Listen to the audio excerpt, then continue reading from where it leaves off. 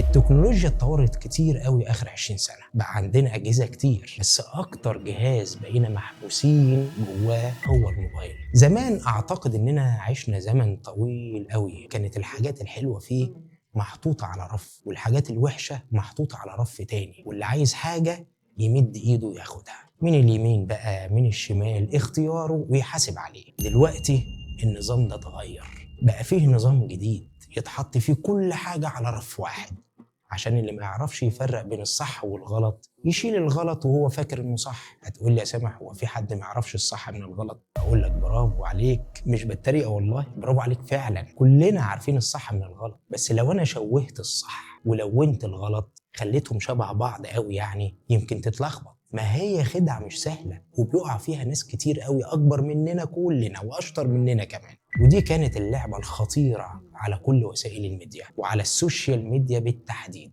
عشان مفيش أي جهاز في حياتك عندك نفس مستوى الارتباط بيه زي جهاز الموبايل. مفيش حد بيفتح عينه من النوم يدور على ريموت التلفزيون، ولا في حد بيقعد في وسط أهله أو في وسط اجتماع في شغله أو وهو مستني دوره في البنك أو حتى وهو في عزا حاطط وشه في وش أي جهاز في حياته غير الموبايل. مفيش حد بيضيع نص يومه مع الغسالة أو الهاند بلندر، هو الموبايل.